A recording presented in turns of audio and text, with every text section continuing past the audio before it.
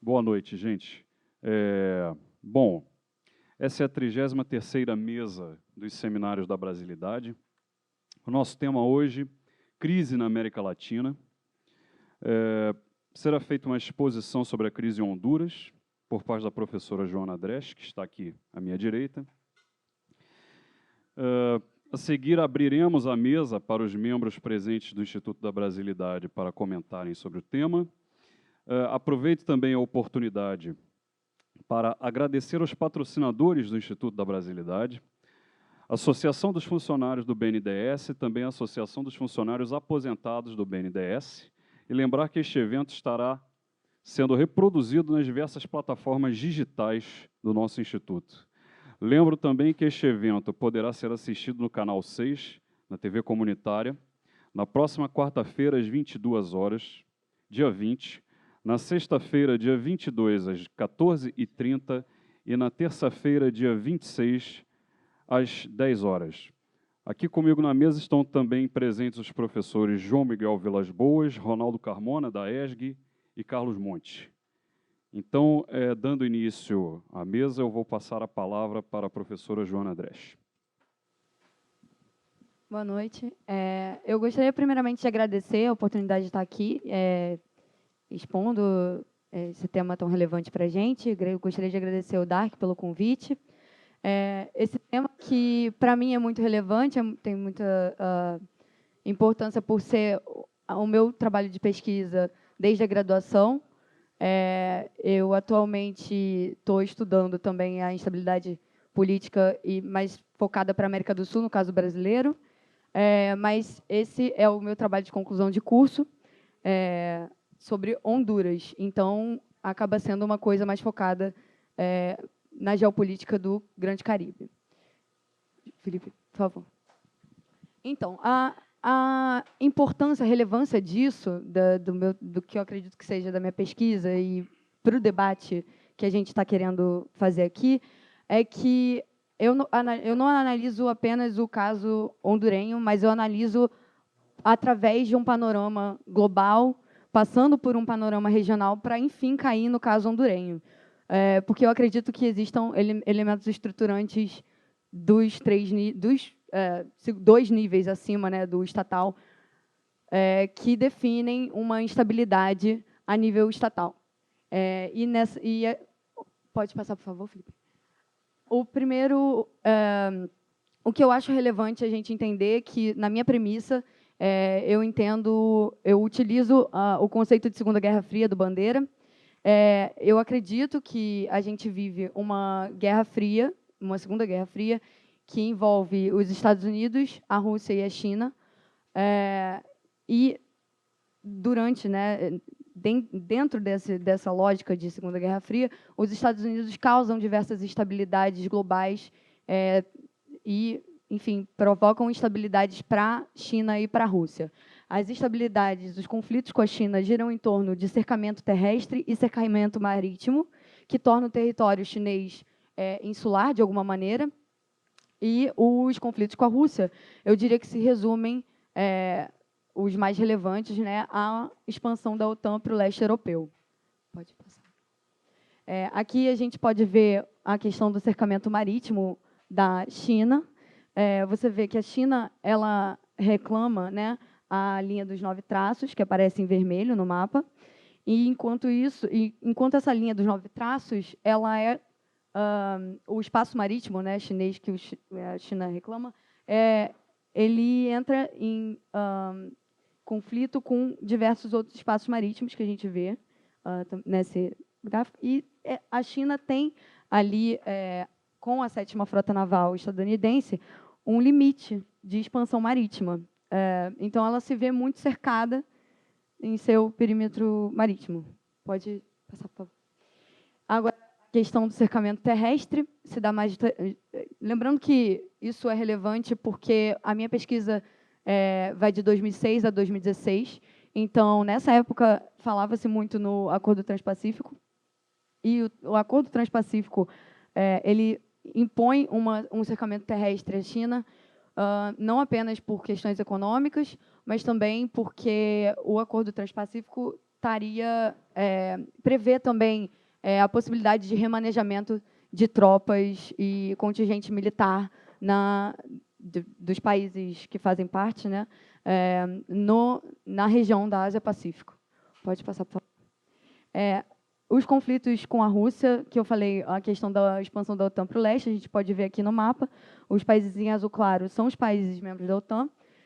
Os países em azul escuro são as adesões da OTAN depois da queda da União Soviética, e os taxados em azul são adesões em consideração. Então, o que eu acho relevante a gente ver nesse mapa é a Ucrânia, como adesão após a queda da União Soviética, e a Geórgia taxada como uma adesão em consideração. Pode passar, por favor. E aí, outra coisa relevante seria a diplomacia dos dutos, que seria uma tentativa de criar uma alternativa à dependência do gás europeu, né, a dependência europeia do gás russo e óleo também, que foi a tentativa da construção desses dutos, e a disputa pelo Ártico, porque com o derretimento das calotas polares, a região do Ártico se torna uma região viável e muito próxima aos Estados Unidos. Então, ali a gente vê a imagem de um robozinho fincando uma bandeira russa no fundo do oceano. Agora a gente vai tratar um pouco das respostas a essas instabilizações. A China responde bem a essa questão do cercamento, tanto marítimo quanto terrestre, com o projeto One Belt, One Road, que a gente conhece também como Nova Rota da Seda. Ela consegue acesso pelos corredores ali da Eurásia e o acesso marítimo, além do investimento em infraestrutura alto e investimento em infraestrutura na África. Pode passar, por favor. E as respostas russas, né? As estabilizações, a gente falou, lembra da Geórgia. A Rússia apoiou a independência da Abkhazia e da Ossétia do Sul, na Geórgia. E também teve a questão da Crimeia. Com o referendo, a Rússia acabou tomando a Crimeia. Então, eles também, além de fazerem uma resposta, né, individual, eles fazem respostas conjuntas. Uma delas seria o World Order in the 21st Century, que seria um acordo entre China e Rússia, dado que China e Rússia seriam, historicamente, rivais, né, geopoliticamente falando. Esse acordo do World Order in the 21st Century muda isso, e eles começam a trabalhar juntos por questões geopolíticas. Outra coisa seria os BRICS, que daí já, inclusive, entra um pouco num panorama regional com o Brasil, o envolvimento do Brasil. E a Organização de Xangai, que é uma espécie de OTAN do Oriente, claro, dadas as suas proporções, né? Pode passar. Então, agora a gente vai entrar no nível regional. E o que eu coloco como elemento é a geopolítica do Grande Caribe. E dentro dessa geopolítica do Grande Caribe, a gente tem uma guinada à esquerda na América Latina entre os anos de 2006 e 2016. E por conta dessa guinada, a gente tem um movimento de autonomia geopolítica no Grande Caribe. E essa autonomia geopolítica conta com a China e com a Rússia como alternativas à dependência geopolítica dos Estados Unidos. Pode passar, por favor. Então, aqui eu coloco uma frase do Kaplan: o coração estratégico e geográfico do Novo Mundo, que seria o Grande Caribe, né? Pode passar, por favor. Então, aqui a gente vê, né, é importante a gente pensar como essa guinada à esquerda ela exclui os Estados Unidos e integra a América Latina, como a gente pode ver ali na charge. E aí, o que isso gera? Um retorno da doutrina Monroe, né? Que seria a doutrina de América para os americanos, de intervenção, de controle sobre o espaço americano, ou o hemisfério ocidental, de uma forma geral. Pode passar, por favor. E aqui eu coloco Venezuela e Cuba como atores muito importantes nesse cenário, porque eles fazem frente à hegemonia, supremacia estadunidense no continente. E a gente pode observar isso através da questão da ALBA, da criação da ALBA, que faz frente à ALCA, que é o projeto dos Estados Unidos, que não foi à frente, mas a ALBA foi. Temos a Unasul, que exclui os Estados Unidos, diferente da Organização dos Estados Americanos, né? E tem a questão da distância de Havana e Estados Unidos, não pode ser desconsiderada, né? É uma distância muito, muito pequena. E tem o Petrocaribe, que é muito relevante para Honduras, porque é uma iniciativa da Venezuela de ajuda, de cooperação, né? A Venezuela fornece petróleo e os países fornecem bens de consumo menos agregado, né? Bens. E aí temos a participação dos atores externos, né? A gente teve a China torna-se, né, o maior parceiro comercial de boa parte dos países latino-americanos. A América Latina e o Caribe recebem os maiores investimentos chineses em 2012. Tem a questão do canal da Nicarágua, que a China pensa em construir com a ajuda da Rússia, que seria uma afronta ao canal do Panamá, né, que já existe dos Estados Unidos, permite acesso bioceânico. Então, a gente tem as relações entre Rússia e América Latina como uma provocação estratégica também, uma resposta à desestabilização na região russa, né, do entorno da Rússia. Tem o envolvimento da Rússia no canal do projeto Canal da Nicarágua e uma aproximação russo-venezuelana, que não pode ser descartada. E a resposta estadunidense a isso seria a reativação da 4ª Frota Naval. E a implementação do que ficou conhecido como doutrina Bush, seria uma atualização da doutrina Monroe. A doutrina Bush, ela intervém, né, nos países latino-americanos através do combate ao tráfico de drogas e, enfim, o terrorismo também faz parte da doutrina Bush, mas na América Latina não se aplica. A não ser que eles considerem as Farc terroristas, o que eles fazem também, mas, enfim. Pode passar, por favor. Então, em nível estatal, eu penso a guinada à esquerda do Zelaya com políticas contra-hegemônicas que levam a uma trajetória de crise e ruptura política de larga escala. Então, eu retomo o contexto regional para tentar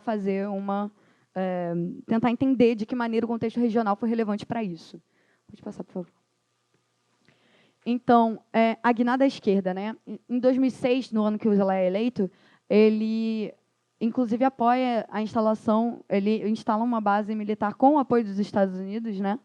E, em 2008, ele já começa um aumento de base de direitos, uma participação política de setores sociais, discurso antineoliberal e anti-imperialista, alianças com a Venezuela e com Cuba, como, por exemplo, a ALBA, eles entram na ALBA e são beneficiados pela Petrocaribe.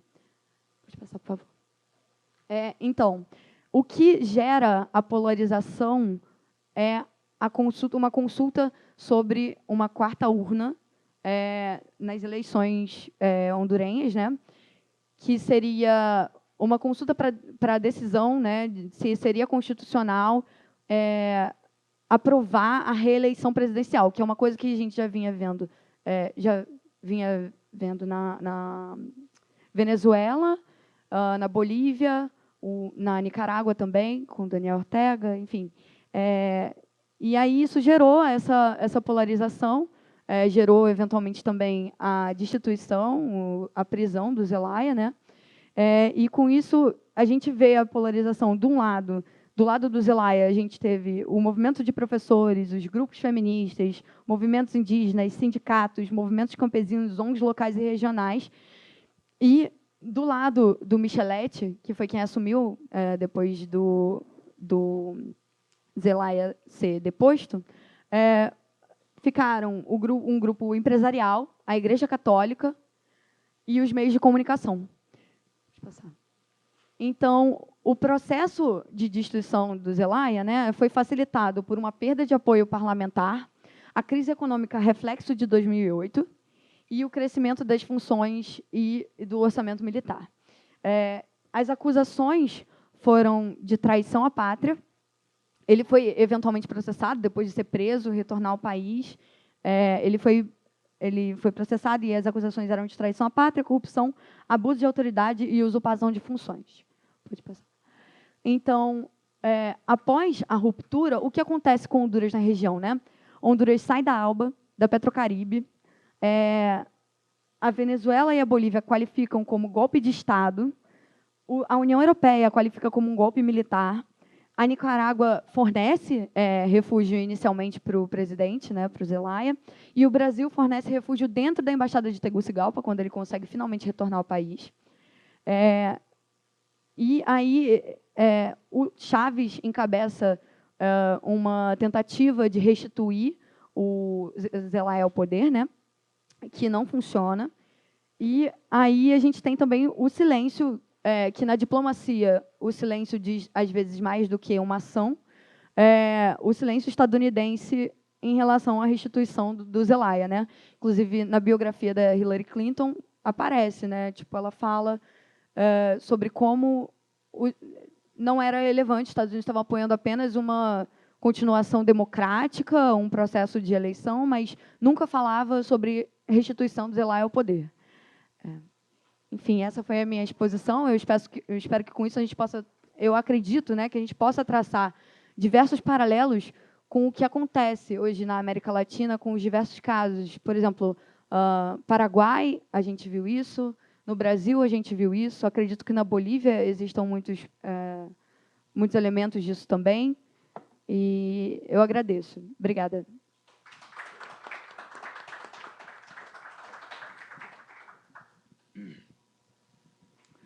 Agradeço à professora Joana pela sua palestra. Agora eu vou passar a palavra para o professor Carlos Monte, que nos terá a dizer sobre as intervenções americanas, não só na América Latina, né, pelo que eu vi na sua lista.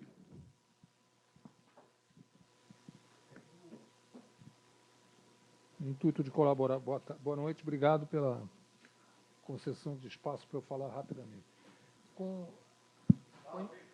a intenção de fornecer informações adicionais para esse debate, eu consegui encontrar uma relação de intervenções estadunidenses em várias partes do mundo desde 1798. É uma quantidade enorme, está aqui, eu fiz uma cópia para trazer para nós aqui, já mandei para o Dark por internet.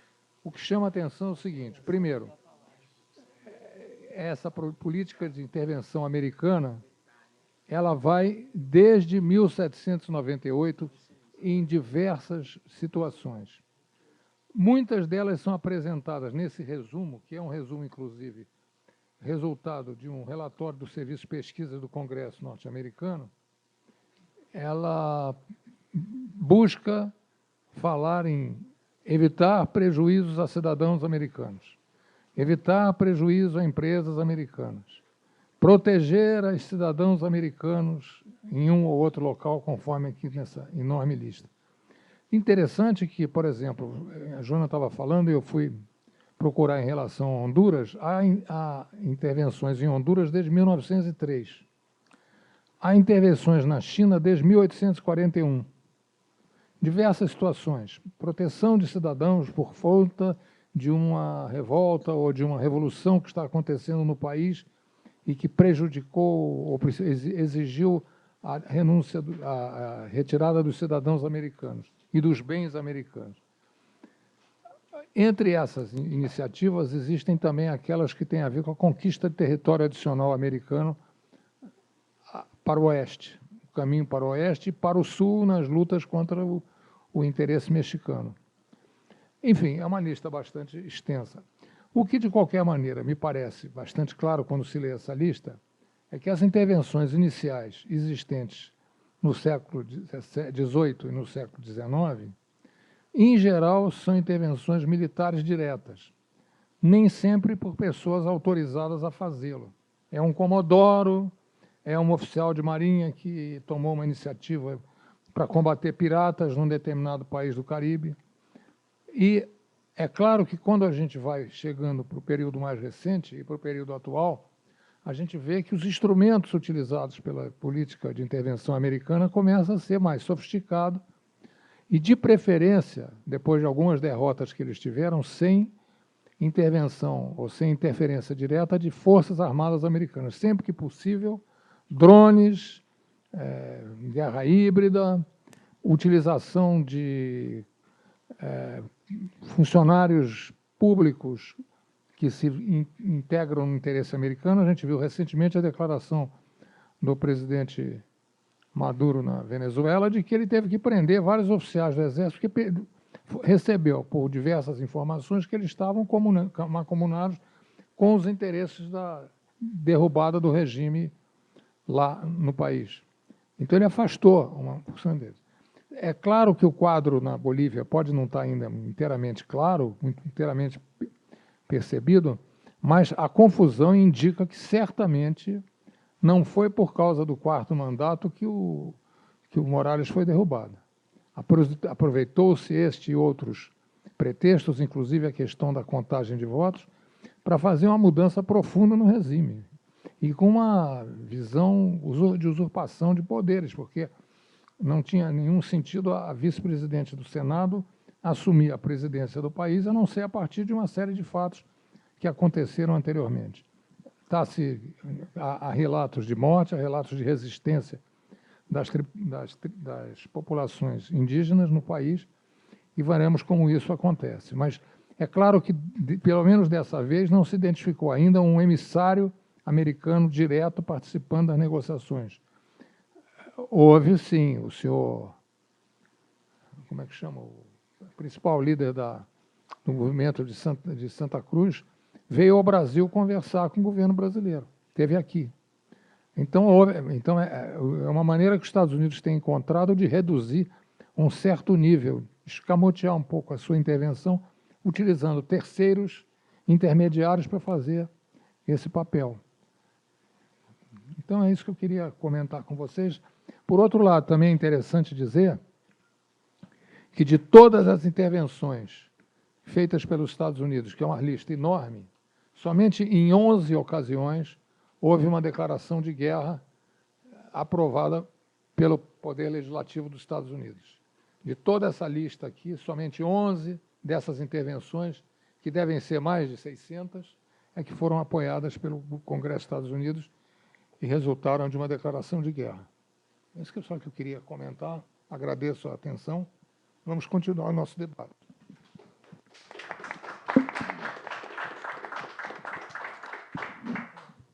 Se alguém quiser essa lista, me dando o e-mail, eu posso passar para vocês. Já passei para o Dark, a Joana já me deu o e-mail dela. Quem quiser receber... Bom, agradeço ao professor Carlos Monte pelos seus comentários. Eu vou fazer aqui, brevemente, uma exposição muito rápida do que eu anotei aqui de improviso, de quais foram os últimos movimentos, né, na América Latina nos últimos anos. Além da questão de Honduras, que a professora Joana apontou, eu lembro também do Paraguai, né, onde Fernando Lugo foi também removido em circunstâncias muito semelhantes. Eu não vou me lembrar o ano, eu acho que foi 2014. Pois é. E, claro, tivemos também aqui no Brasil, né, a deposição da presidente Dilma Rousseff. Me lembro, na ocasião, uma história de que a embaixatriz, se não me engano, né, era a mesma, embaixadora, ok, era a mesma do Paraguai. Muito obrigado. Era a mesma do Paraguai, né, e ela teria vindo para cá, enfim. Então, isso me parece também ser um indicativo da influência norte-americana recente sobre os governos latino-americanos. Mas, trazendo a coisa um pouco mais, de fato, para o presente ano, os 2 últimos anos, né, e também para lançar para discussão, para todos os presentes aqui, eu queria apontar os seguintes movimentos. Em termos eleitorais, nós tivemos aqui no Brasil, no ano passado, a eleição do Jair Bolsonaro, né, com alinhamento claríssimo, explícito com os Estados Unidos.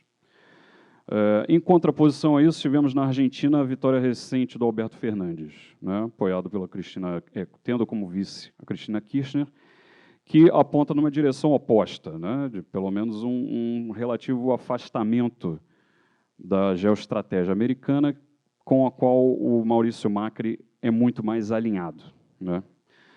No Uruguai, nós vamos ter o segundo turno das eleições em breve, ainda está para ser decidido, mas é provável que ocorra uma vitória da frente de direita, portanto, também mais alinhada com os interesses dos Estados Unidos. Bom, além desses movimentos, eu aponto as instabilidades políticas recentes, por exemplo, no Equador, né, em que o governo do Lenín Moreno, sucessor, né, de um governo de esquerda, porém com uma prática substantiva que não é bem o caso, Fez um acordo com a FMI para elevação de preço de combustível, remoção de subsídios, etc., que propiciou uma rebelião de amplos setores da população equatoriana, né? Até o momento, Lenin Moreno resistiu, continua no cargo, a situação parece um pouco mais apaziguada, mas é um ponto a considerarmos. Tivemos também no Peru a saída recente de presidentes, né? Eu me lembro pelo menos de acho que no ano passado, né? O Kuczynski, e também tivemos episódios de instabilidade mais recentemente. Na Bolívia, nós tivemos, há poucos dias, a deposição do Evo Morales, né? Por pressões militares, ou podemos falar abertamente por um golpe militar, embora não tenha sido um militar a substituí-lo, mas uma senadora de oposição, né? E uma situação que permanece inteiramente indefinida, né? Ainda está em disputa para onde vai a Bolívia, o que vai acontecer na Bolívia nesse momento. E, finalmente, ao ponto Chile, né? Onde nós estamos assistindo, de um mês e pouco para cá, uma verdadeira rebelião popular contra o governo do Sebastián Piñera, né? Um governo de direita, um governo também bastante alinhado com a geoestratégia norte-americana, né? E um país no qual está se falando, nesse momento, de uma nova Constituição, para, afinal, substituir a Constituição dos tempos do Pinochet. Eu confesso a minha surpresa, eu não imaginei que o Chile tinha, até hoje, uma Constituição ainda pinochetista. Isso, para mim, foi uma surpresa,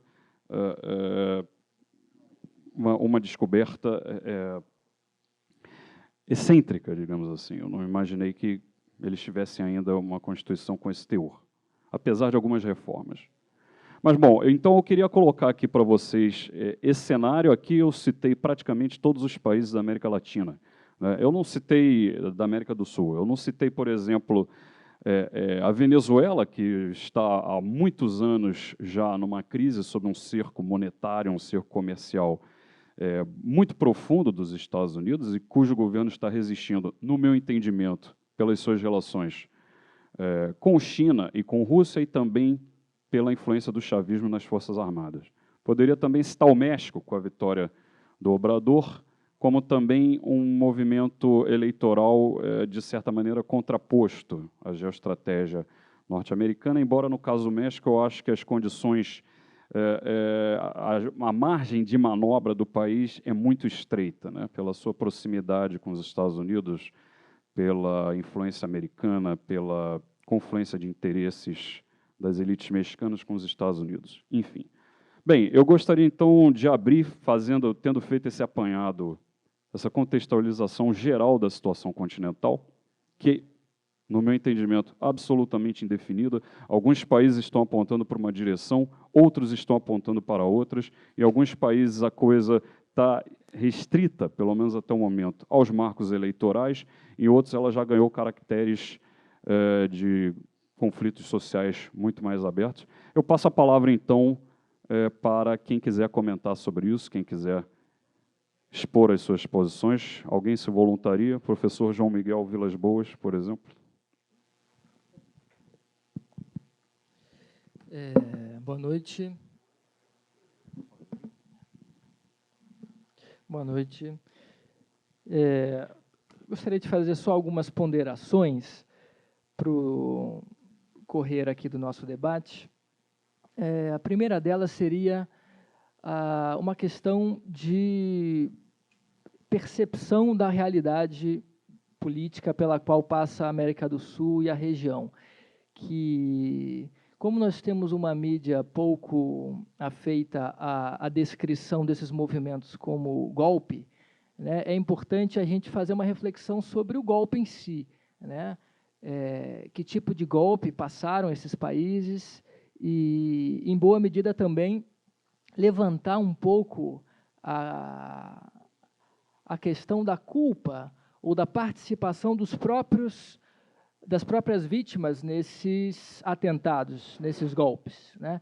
A gente não pode esquecer, daqui a pouco, na minha segunda colocação, eu vou entrar um pouco na questão geopolítica histórica, mas a gente não pode esquecer que a região latino-americana ela está vinculada a uma estratégia histórica estadunidense e que todo o elemento simbólico na política regional é muito importante. Então, esses movimentos que se dizem revolucionários, nós vimos, por exemplo, na Venezuela, o caso do Hugo Chávez, ele é primordial que tenha participação militar, a participação das Forças Armadas, que é sempre um elemento de instabilidade ou de estabilidade no nosso histórico político aqui, regional, né? Este movimento chavista na Venezuela se sustenta por causa das Forças Armadas, porque é uma economia em crise, uma sociedade fragmentada por essa realidade de tentativas de desestabilização do país e uma visível incompetência da liderança política também, do Maduro. A gente não pode esquecer que há uma grande participação nessas fragilidades políticas de quem se diz vítima. No caso boliviano, por exemplo, é importante também ressaltarmos que esses movimentos anti-imperiais, eles acabam sendo minados em boa medida por uma falta de estratégia dos próprios movimentos que se dizem revolucionários, né?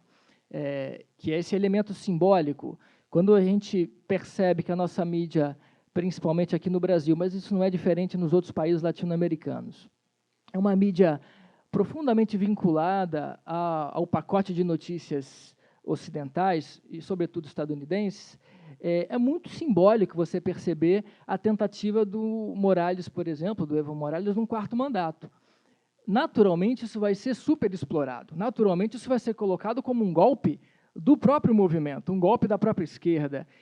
E, às vezes, esses movimentos mais à esquerda na região não percebem que isso é o suficiente para derrubá-los. Isso é o suficiente para haver uma mobilização social capaz de colocar fogo nas ruas, como a gente está vendo agora na Bolívia. Então, é necessário que esses movimentos, que são muito nobres e que enfrentam historicamente essa tentativa estadunidense de cooptar naturalmente a região à sua estratégia geopolítica e também cultural, né, é necessário que as lideranças compreendam o elemento estratégico por trás da política, né? Não é apenas ganhar uma eleição, não é apenas prometer um mundo diferente, não é apenas dizer que os Estados Unidos são os Yankees malvados e nós vamos agora oferecer a solução. Essa solução, para começar, ela é profundamente difícil, porque as nossas elites são bastante vinculadas culturalmente aos Estados Unidos, portanto, ao dominador. A nossa mídia é profundamente vinculada ao dominador, né? Os nossos políticos são profundamente vinculados e suscetíveis aos lobbies empresariais, lobbies de multinacionais. Então, toda a estrutura política, afora a possibilidade de uma estrutura política social, popular, ela está cooptada, já de antemão.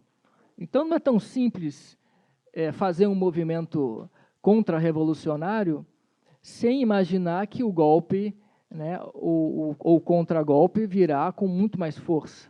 Então, eu acho que essa questão simbólica que os governantes, que as lideranças latino-americanas precisam refletir melhor sobre a proposta contra-revolucionária, a proposta anti-imperialista, ela tem que passar, sobretudo, por uma reflexão de um projeto nacional e não de um pacote simplesmente de esquerda, porque há muitos militantes que não querem saber da esquerda, há muitos populares, há muitos eleitores que não se vincularão a uma estratégia de esquerda, pelo contrário, são pessoas que culturalmente foram cultivadas nesse ambiente de cooptação cultural. Então, na medida em que esses movimentos eles radicalizam também, né, nessa resposta aos golpes claros de desestabilização desses governos mais populares, é necessário que a resposta também venha numa medida mais popular, não necessariamente de grupos vistos como de esquerda, né? Isso é um pouco polêmico para nós, porque eu acho que há uma cegueira que nós também vivemos aqui no Brasil nesse sentido. E o segundo ponto, a gente vai ter a oportunidade de discutir melhor essa minha questão primeira, né, que é para muitos um pouco mais polêmica, porque isso é muitas das vezes simplificado como uma visão conservadora, E eu acho que a ausência de uma reflexão mais profunda dessa esquerda, ela acaba empurrando as pessoas mais de centro, etc., para os movimentos de direita, e o que mostra que esses processos mais populares acabam não conseguindo triunfar, por causa disso, eu acho, por causa dessa falta de percepção simbólica. Mas o segundo ponto, que eu acho muito importante, é entendermos que a estratégia estadunidense, e o Carlos Monti, nosso vice-presidente do Instituto da Brasilidade, colocou muito bem, a estratégia geopolítica americana é golpista, é intervencionista. Isso não é uma questão simplesmente de movimentos mais à esquerda ou da intelectualidade mais à esquerda na América Latina. Isso é uma percepção histórica, isso é uma questão factual, isso não é uma coisa insulada apenas na academia. Isso é uma questão factual e você encontra isso em qualquer documento oficial norte-americano sobre estratégia regional. Isso foi colocado, por exemplo, por dois geopolíticos muito importantes que atuaram na construção dessa estratégia norte-americana. Você vê o Speakman, já em 42, ele coloca muito claro o papel da América Latina na estratégia norte-americana, e depois o Brzezinski também, nos anos 70, 80. A América Latina é claramente um espaço de acumulação de riqueza e de influência cultural. Se os movimentos populares e nacionais, regionais, não entenderem que isso é um projeto estratégico de cooptação política, econômica e cultural da região, é absolutamente impossível, impensável qualquer tipo de reação a este suposto e real imperialismo. Ou seja, acaba ficando uma espécie de proselitismo para convertidos. A gente fala nos núcleos acadêmicos que não convergem, que não conversam, aliás, com a sociedade sobre esse projeto, né? Então, é importante a gente perceber essa questão geopolítica que é muito visível e muito acessível, não é só apenas a academia, mas quem tiver curiosidade, isso está, inclusive, nesse último documento de segurança nacional do Trump, né, em que ele deixa muito claro que a América Latina também é uma região para a expansão das empresas americanas. E a Lava Jato ela entra nesse processo com muita clareza, né? Quando você utiliza os instrumentos legítimos jurídicos para derrubar empresas, para deslocar competidores, né, isso mostra o nível da competição geopolítica que é profissional, né, por parte dos Estados Unidos. Da gente, não. A gente fica, muitas das vezes, só gritando Yankees malditos e não entende a estratégia de reação, né, que passa, ao meu entender, não apenas pela esquerda, mas por um projeto nacional. E, enfim, a gente vai poder discutir isso melhor ao longo do nosso debate aqui. Obrigado. Bom, obrigado, professor João Miguel. Eu vou passar a palavra agora para o professor Ronaldo Carmona, da Escola Superior de Guerra. Suas considerações, por favor. Dá para usar isso aí? Bom, boa noite. Agradecer aqui o convite, cumprimentar aqui meus colegas de mesa, dona Joana, Carlos Montes, Daniel, João Miguel. Bom, interessante que nós estamos aqui debatendo um tema quente, né? Um tema do momento, um tema em plena evolução, ou em plena ebulição, né, digamos assim, e, portanto, é um tema que merece considerações tanto conjunturais quanto, digamos assim, mais estruturais, né? Eu vou tentar ser breve aqui, porque eu acho que, justamente por ser, digamos assim, um tema quente, nós precisamos aqui explorar coletivamente impressões, né, sobre o momento que a gente vive e sobre essa realidade bastante interessante que a gente observa. Primeira coisa que eu acho que caberia, viu, presidente Dac, chamar a atenção é o seguinte: nós acabamos de ter uma reunião dos BRICS, né? Acabamos de ter a cúpula dos países BRICS, né, em Brasília, ao final da semana passada, né? E chama a atenção, e inclusive isso foi crítica dos nossos parceiros de outras latitudes, de outros continentes, o fato de, pela primeira vez desde da edição 2007, se eu não me engano, dos BRICS, você não ter a realização de uma reunião com o entorno regional daquele país que o cedia, né? Isso, na verdade, em todas as últimas ocasiões, me lembro muito bem, por exemplo, da última ocasião que a África do Sul sediou a reunião dos BRICS, onde ela fez uma reunião de quase toda a União Africana, né? Ou seja, como você vai observando que essa situação regional da América do Sul, ela vai também impactando num mecanismo cheio de perspectivas e de expectativas, que é os BRICS, né?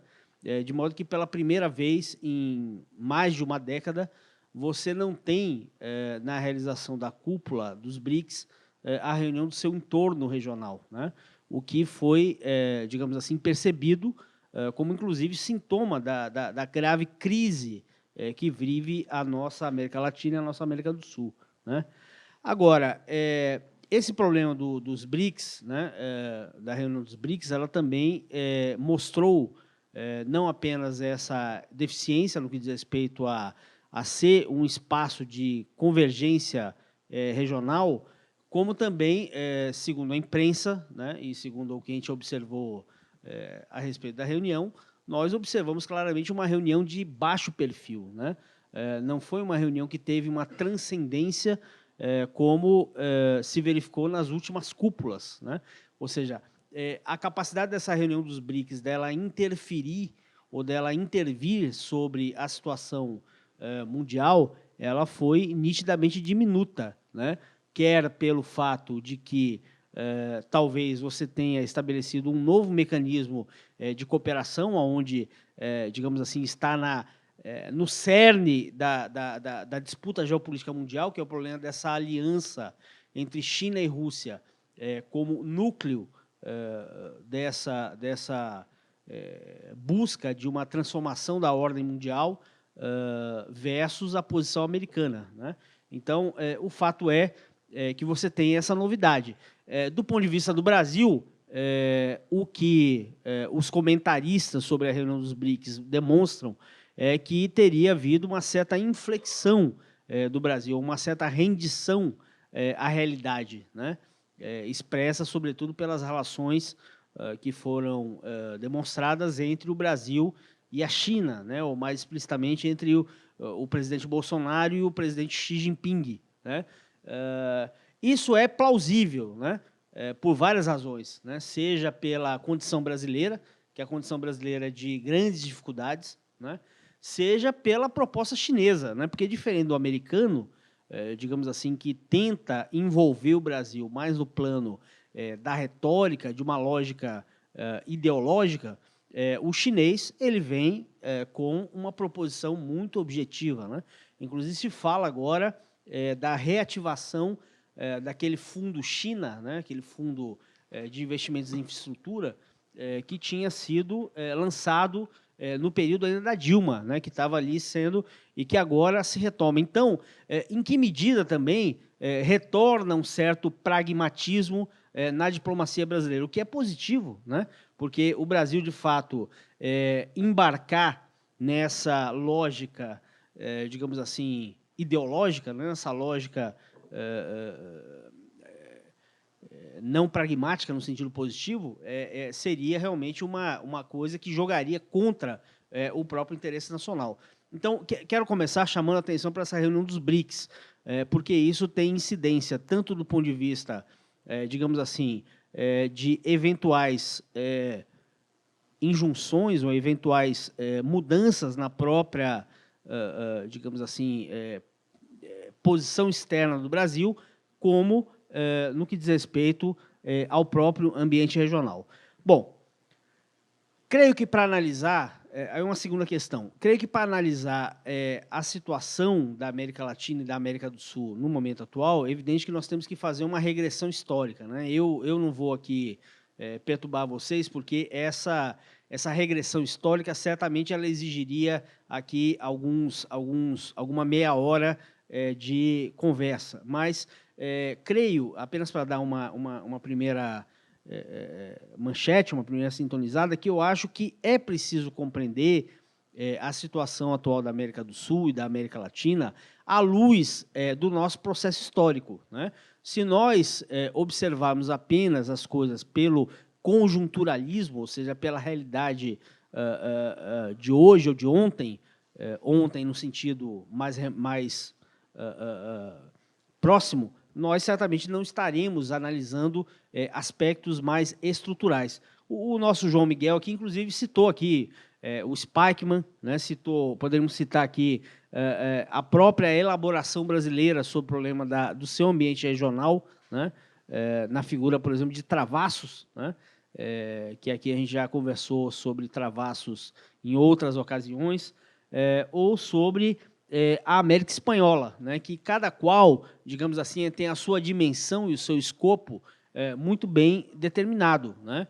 De modo que a América Portuguesa, por um lado, a América Espanhola, por outro, e os contestadores dessa ordem originada em Tordesilhas, né, ou seja, os contestadores anglo-saxões que sempre interviram para contestar a nossa realidade histórica, isso é uma realidade que se faz sentir também nos dias de hoje, né? De modo que não é possível observar a conjuntura da nossa região sem observar esses fenômenos históricos. Porque pode-se dizer, rigorosamente, que a nossa região ela vive um conjunto de ondas ou ciclos políticos e históricos muito bem delimitados, né? Se for para a gente falar, inclusive, do período mais recente, do período histórico mais recente, nós tivemos ciclos políticos que demonstram certa hegemonia de uma determinada linha de pensamento, ou de uma determinada proposição, né? Foi assim ali, para dizer, da metade do século XX para cá.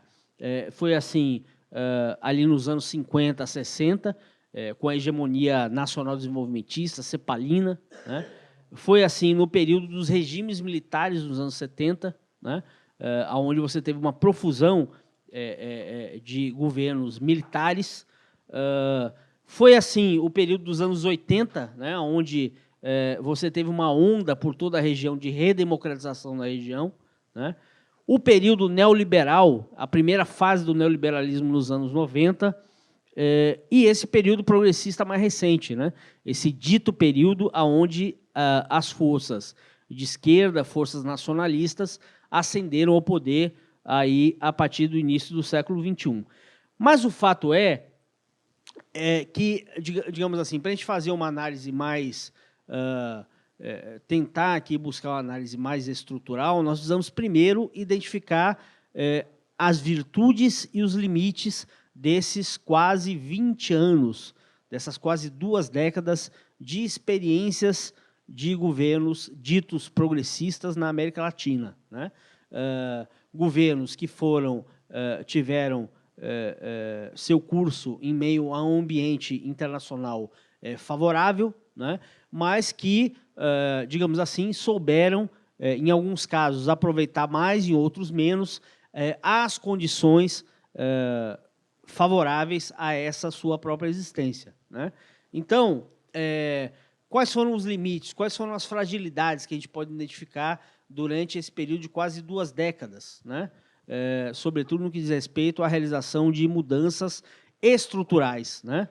Você pode pegar o caso da Venezuela, né? A Venezuela, eu sempre costumo dizer o seguinte, sempre costumo me lembrar aqui das recomendações do nosso Celso Furtado, né? Que em 1968 escreveu um trabalho para a CEPAL a respeito do caso da Venezuela, discorrendo sobre a necessidade da Venezuela buscar um movimento de industrialização que superasse, inclusive, as suas limitações estruturais de ser uma economia dependente do petróleo, né? E a gente vê que o próprio presidente Chávez, né, a despeito da grande hegemonia política que teve durante um determinado período histórico, não conseguiu levar adiante transformações estruturais de fundo, né? Então, você vê que esse ciclo de esquerda ele teve limitações de natureza estrutural que fizeram com que nós tivéssemos esse desfecho. E qual o desfecho? Não é qual o desfecho exatamente que a gente vive no atual momento? O desfecho é que, a exemplo do mundo, nós vivemos aqui na América do Sul, na América Latina, um quadro de extrema polarização, extrema tensão política e ideológica, né? Tensões, polarização, que, digamos assim, do ponto de vista do Brasil, né, e eu acho que nós temos que analisar essa realidade do ponto de vista do Brasil, dos interesses nacionais do Brasil, é um quadro dramático, né? Por exemplo, você vai ter a Bolívia, que ali ao longo dos anos 70, 80 e 90 foi uma praça repleta de instabilidade política e social, né? Ela vai voltar a ser, né? Os 14 anos do governo do Evo Morales, ao seu final, vai exatamente observar agora uma situação de provável instabilidade crônica, no caso da Bolívia, fruto dessa intensa polarização política e social, né? Assim como ocorre no caso da Venezuela, no caso dos outros países e do próprio Brasil, né? Então, me parece que o quadro que ocorre, que nós observamos exatamente hoje na América Latina, é um quadro que reflete, em alguma medida, o quadro mundial, mas que, no caso dos interesses brasileiros, certamente é um quadro que caminha para uma situação de grandes tensões, grandes instabilidades e, portanto, algo que não interessa, digamos assim, ao interesse nacional brasileiro, tendo em vista que o nosso interesse mais profundo é o interesse de buscar uma maior coesão, uma maior unidade da América do Sul, em especial da América Latina, desculpe, o contrário, da América Latina e em especial da América do Sul, que é o nosso território geográfico por definição, buscando, então, fazer com que essa região ela seja um polo, digamos assim,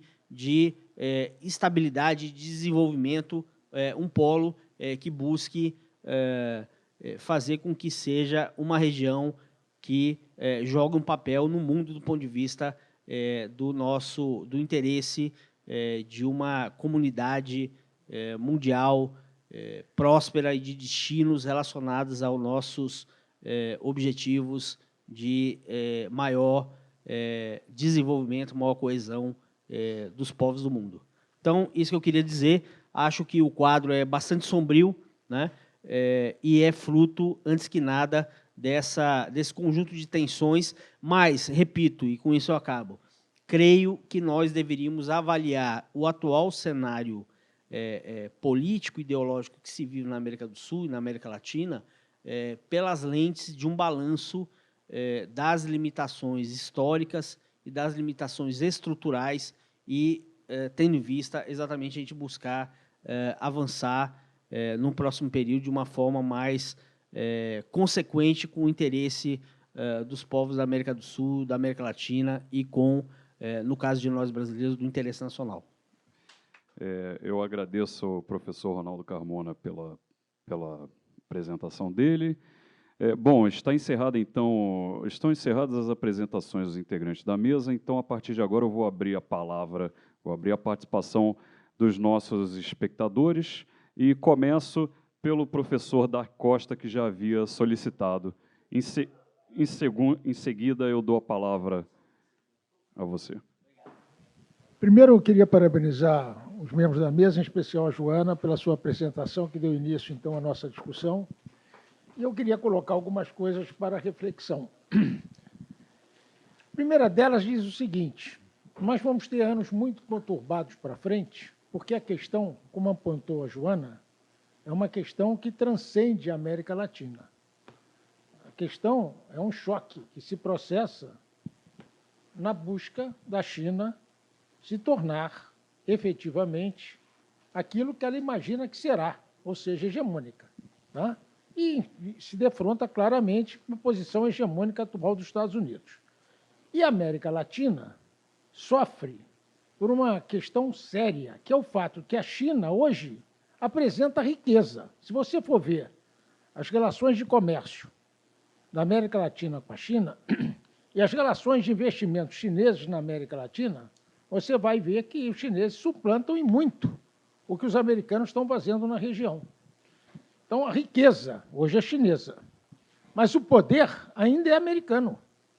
E riqueza e poder têm que andar juntos para que não haja conturbação. Porque se riqueza anda de uma forma e poder anda de outra, é evidente que as questões de choque desse processo se materializam, coisa que nós estamos assistindo em toda a região. A questão da Bolívia, a presença chinesa na Bolívia, em termos de investimento, é enorme. Né? Maior do que proporcionalmente o que é na Venezuela, por causa das questões de lítio, da presença do lítio e da importância do lítio no futuro. O que eu acho que nós devíamos nos preocupar é qual é o posicionamento que o Brasil deve tomar em relação a esse processo. E você, de certa forma, Carmona, tocou na questão, porque o problema todo é o seguinte: ideologia é uma coisa, interesse é outra. Né? E fica claro que os interesses do Brasil hoje, em termos de relações de comércio, estão muito mais postos na China do que postos nos Estados Unidos, já que os Estados Unidos praticamente é competidor naquilo que nós estamos trabalhando. Então, esse negócio vai levar com que nós sejamos obrigados a nos colocar de uma forma muito mais pragmática do que nós temos nos colocado recentemente. Tá? É isso que eu queria colocar aqui como uma questão para a gente poder avançar nesse tipo de discussão. Porque o que interessa é o que fazer, porque o que fazer é a política.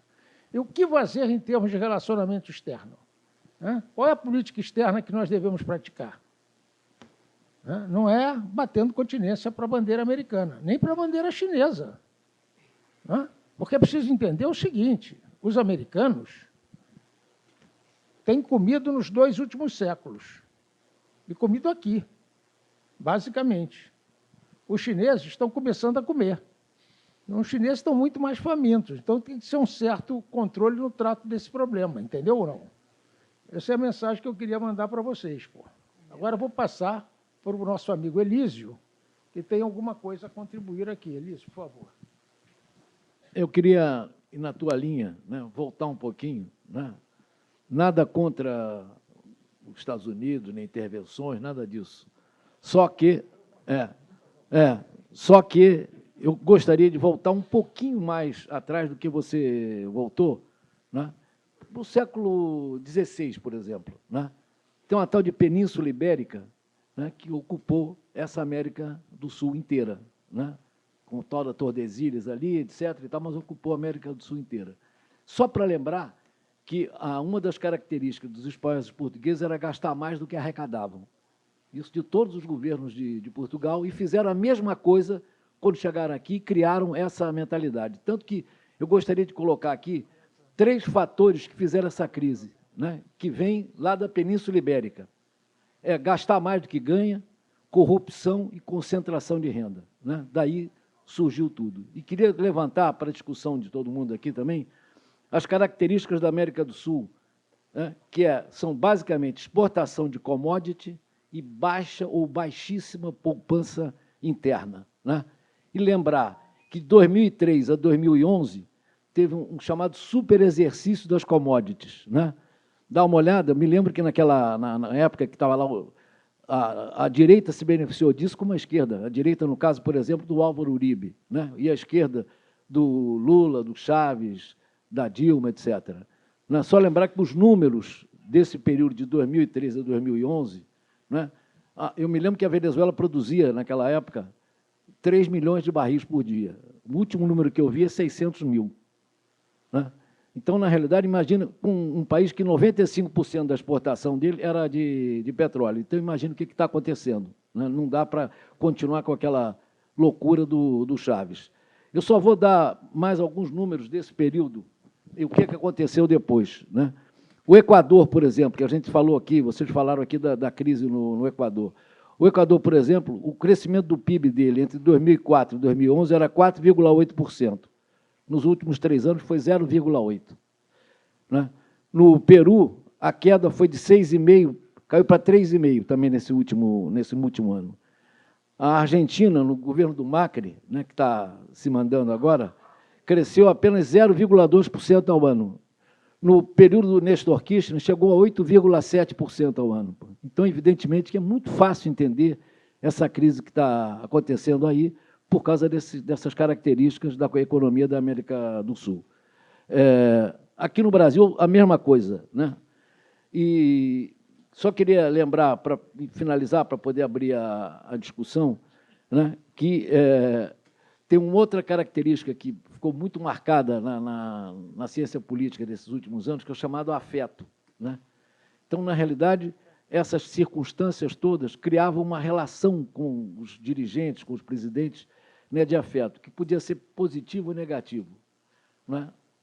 Olha o caso brasileiro e vê o que aconteceu com isso, né? Olha o afeto do ex-presidiário aí, como é que ficou fortíssimo. Então, precisamos considerar tudo isso e não colocar todos os problemas da América Latina na intervenção americana. Não é isso, não. Quer dizer, tem uma cultura inteira gerada nesses últimos 400 anos que levou a criar essa economia do jeito que é a nossa aqui. Então, eu só queria colocar isso como discussão. Valeu.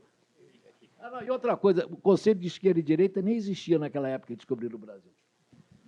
Uma coisa curiosa, o Chaves, a gente fala em... Chaves não, fala em golpe contra Evo Morales. Teve o plebiscito lícito e não aceitou a recandidatura dele. O caudilismo na América Latina é o mesmo. A coisa que quando nós fomos visitar, não sei se foi no curso de Estado Maior, na Escola Superior de Guerra, o Chaves, tinha uma cadeira vazia. Aí nós perguntamos quem era. Era do espírito do Simão Bolívar. Isso não é mentira, não. Isso é verdade. Então, em realidade, aqui no Brasil, estou longe de ser fã do Marcos Lisboa, mas o que ele fala no primeiro ciclo do Lula, no boom das commodities, o consumo interno é importante, mas ele ficou trabalhando só no consumo interno. Só no consumo interno. Ele não pensou em industrializar o país. Então, eu acho que fica uma coisa muito pueril achar que houve um golpe de Estado lá, quando uma parte da sociedade está a favor. O Pinheira fez um governo neoliberal e a sociedade chilena está reagindo. Ele não teve força, botou o exército na rua para fazer o que Pinochet teve. Hoje nós temos sociedades civis com muito mais consciência política. Agora, o governo da Dilma é o desastre total. Obviamente, começar com determinadas coisas num país onde tem a classe média conservadora, a sociedade conservadora, como a brasileira, achar que está ganhando a coisa, eu acho que fica uma coisa, botar a culpa de tudo nisso daí. Claro, evidentemente que o mundo é disputa de poder. A Lava Jato, o João Miguel, entrou, mas 61,61% do Brasil, o comércio é com a China. Isso é dado, 61,61%. E o Paulo Guedes, ele quer entregar, não sabe para quem, ele está oferecendo. Fez proposta de tratado de livre comércio com a China. Está entendendo? E é o mesmo problema que nós temos com o americano. Concordo com o Dark, tem que ficar de olho vivo. Nosso problema é Brasil, não é ficar com bandeira do PT ou qualquer coisa que venha, ou PSDB. Inclusive, eu acho que é momento da gente rediscutir isso. Quando o cara vai fazer tratado de livre comércio com a China. Não entrou aqui, a Lava Jato realmente tem coisas brutais. É claro, a intenção, você não consegue fazer um banco de dados de cardiologia no Brasil, como que a Polícia Federal consegue fazer um banco de dados como aquele? Né? Como que ela consegue? É óbvio que teve ideia de fora. Agora, empresa americana nenhuma entrou aqui. Por favor, Will. Então, é isso daí que eu queria falar. A gente precisa analisar a coisa sem paixão. Está entendendo? É completamente sem paixão. Quando eu era estudante, a gente estava na passeata na Central, eu me lembro de um colega que ele falou, nós vamos tomar o poder em uma semana. E não tinha bebido. Pasme, Se bebeu era em um dia. se bebeu era em um dia. Lembra muito um padre que uma menina foi confessar para ele, falou, eu vi a aparição de Maria, tomou vinho uma taça. Ele falou, toma 4 que você vai ver José, Maria e o menino de Deus. Então, é isso aí, é a mesma coisa. Brizola, em 64, atiçando o grupo dos 11, mexendo com a classe média brasileira. Um presidente da República que instigava, que vai, desaconselhado por toda a assessoria militar dele, a uma reunião de um clube de sargentos. Vai até lá, mobiliza. Até aquele dia, até aquela semana, estava todo mundo indiferente. Ele conseguiu jogar as Forças Armadas contra ele. Agora, se tiver algum governo mais nacionalista que o do Geisel, depois da redemocratização, eu quero que aponte. Mais alguém tem alguma pergunta ou comentário a fazer? Márcio Henrique está escrito ali. Márcio Henrique? Não? Professor Marcelo Nicolau. Nenhuma pergunta a fazer? Bom, eu gostaria de fazer aqui alguns breves comentários que eu anotei a respeito desses últimos comentários, dessas últimas dúvidas. Primeiro, sobre o caso da Venezuela. O Elísio apontou a queda, né, da produção de petróleo, realmente foi uma queda exorbitante. Eu também já me dei conta desses dados. Mas ela não pode ser atribuída meramente aos problemas internos da Venezuela, aos erros do governo. Embora eles possam ter ocorrido, no meu entendimento, ocorreram. Nós temos que considerar que a Venezuela é um país que está sob um bloqueio norte-americano cada vez mais acirrado nos últimos anos. Certo? Um bloqueio que tanto impede a Venezuela de comprar uma série de coisas, quanto vender uma série de coisas. Por exemplo, petróleo, né? Principalmente o governo Trump colocou sanções muito pesadas sobre a Venezuela. Então, não é meramente uma questão interna. Você não pode atribuir apenas ao governo venezuelano a queda dessa produção de petróleo. Tem que ser considerados outros elementos, inclusive a própria influência americana. Bom, nós estamos aqui discutindo aspectos da vida latino-americana que incluem a intervenção, a influência americana. É claro que, com isso, não queremos dizer que são apenas esses os elementos, né, que indicam o que acontece na história americana, na história latino-americana, ou o que acontece com os governos latino-americanos. No caso do Brasil, por exemplo, o governo da Dilma Rousseff, nós não podemos esquecer as condições, né, macroeconômicas em que o governo entregou o país. Por exemplo, o desemprego triplicou no último mandato da presidente Dilma Rousseff. Então, é claro que isso também criou condições que viabilizaram a tentativa golpista, né? Então, é uma série de fatores, é uma interação entre diversos fatores que levam a esse resultado. Nós não estamos aqui pretendendo apontar a influência americana ou o golpismo, etc., como os únicos fatores nessas histórias. Nós estamos aqui tentando levantar diversos elementos, claro que com as limitações de tempo que nós temos aqui também. Bom, alguém da mesa gostaria de falar alguma coisa? Professor Ronaldo Carmona? Não? Professora Joana Andrés quer falar os comentários dela aqui. Eu acho que a gente está dando pouco foco para atores de muita relevância, na minha compreensão, como, por exemplo, a influência das igrejas e do conglomerado de mídia, né? Sem falar os empresários que a gente citou brevemente, né? Eu acredito, né, que uma ascensão de conservadorismo que resultou em diversas instabilidades que a gente observa atualmente, eu não vou dizer que resultaram nos golpes, mas a influência do conservadorismo na instabilidade da América Latina não é irrelevante, né?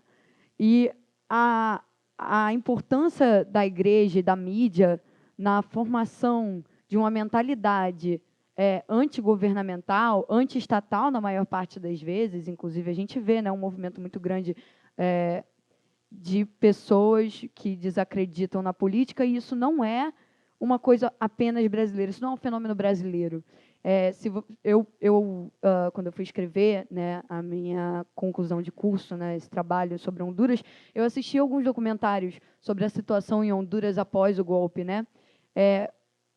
As manifestações pró-golpistas, né, pró-retirada do Zelaya, enfim, tinham muitos discursos que a gente vê em todos os países da América Latina, como, por exemplo, o discurso anticorrupção, né, que é sempre usado como uma bucha, e não deixa de existir em nenhum momento, em nenhum governo.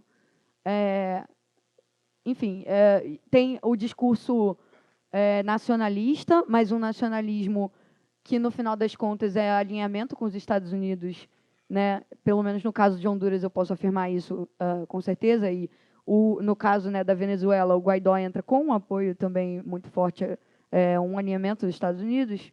Então, enfim, e o papel da mídia, reportando isso, né, dando espaço para esse tipo de discurso. E hoje em dia a gente tem um fenômeno ainda muito novo, né, de redes sociais, que a gente também não comentou aqui, mas é extremamente relevante. A senadora Alessandra Ocasio-Cortez andou perguntando ao Mark Zuckerberg, né, o Zuckerberg num inquirimento lá, né, por que os algoritmos dele acabam, né, beneficiando discurso de ódio. Porque isso é comprovado. Os algoritmos do Facebook acabam beneficiando os discursos de ódio, acabam beneficiando, enfim, fake news, que a gente vem vendo aqui também, aqui no Brasil, né, essa questão relevante.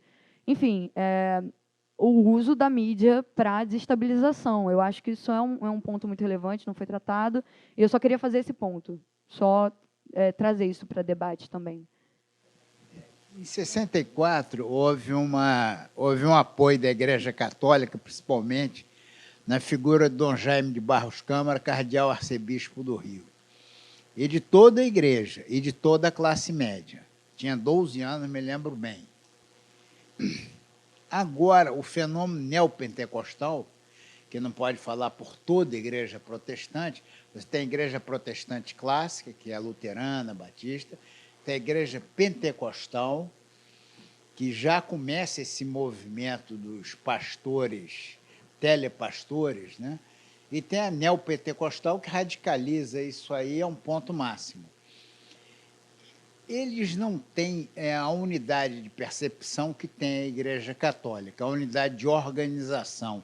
E quase que são, como usar um neologismo, milícias religiosas. Cada uma fala por si, com interesses, tanto que a bancada evangélica mesmo pouco consegue mexer ali dentro. Isso é fato. Isso daí ninguém pode... Mas eu acho que não são grandes atores. Por outro lado, a Igreja Católica assumiu uma posição de justiça social, depois de Puebla, depois da teologia da libertação, significativa. Começou a ter uma visão de justiça social maior. Então, por um lado, contrabalança o outro, que ninguém tem mais penetração no território brasileiro do que o Exército e a Igreja Católica. Ninguém tem mais. O Brasil profundo, é o tiro de guerra, o bordel, o pároco, o bordel e o Banco do Brasil. Esse é o Brasil profundo. Essa definição do Josué de Castro é perfeita. E continua, como dizia o Josué de Castro, o país do ciclo do camarão. Os que não comem, os que não dormem, com medo dos que não comem. Então, nós temos que ter governos que façam o possível. Não é partir para um enfrentamento radical infantil como grupo de escoteiro. Por exemplo, as ligas camponesas do Francisco Julião estavam prontos para resistir, era meia dúzia de cara. Tá entendendo? Alguns desses grupos foram comprados por lata de goiabada. É fato verídico. Então, o grupo dos 11, do Brizola, e por aí a gente vai, que são coisas infantis que instiga mais o conservadorismo de uma sociedade conservadora. Uma sociedade católica, conservadora, e dizer o panelaço contra Dilma, foi golpe, a votação nem contra nem a favor de um impeachment pelo Senado é sempre um julgamento político. E a sociedade estava no Brasil todo pedindo impeachment. Tanto que a candidatura do conservador venceu. O Haddad, em São Paulo, foi derrotado para prefeito, nem reeleição conseguiu. Então, eu acho que agora a sociedade... Eu não acredito que haja uma grande polarização. Parece que o Lula está querendo conversar com PSDB, PSD, a gente falar em centro. Esse centrão brasileiro é uma tragédia. Pô. O centro brasileiro é uma coisa trágica. Então, agora tem que haver, os atores políticos têm que começar a conversar. Tem que ter uma proposta que defenda os interesses nacionais. O governo se curvou para a China. Agora não vai brigar com a China, que 61,61% do comércio é com a China. Aí Paulo Guedes quer fazer tratado. Paulo Guedes quer dar, ele não sabe para quem, está entendendo? Entregar o Brasil a tratar de livre comércio com a China. Então, vamos repensar isso daí, né? Eu acho que o que eu queria dizer é o seguinte: tudo que a gente ouviu aqui não se realçou em nenhum momento a questão de um projeto nacional de desenvolvimento. Pode ser uma expressão que está ficando comum, mas a verdade é que todas as pessoas que pensam o Brasil a partir da sua independência sentem falta desse sentimento de um norte claro para o Brasil, compreendido por uma parte substancial da população. Como isso não acontece, a população entra nos movimentos pendulares que não levam a coisa nenhuma, porque ora vão para um lado, ora vão para o outro. Igrejas pentecostais, redes sociais, mídia não podiam ser fortes o suficientes para obstar a existência de um projeto nacional de desenvolvimento, como existe na China, como existe nos Estados Unidos. As forças principais dos Estados Unidos estão absolutamente coesas em relação aos seus interesses. E aqui não. Os interesses são os interesses de cada um e não os interesses de todos.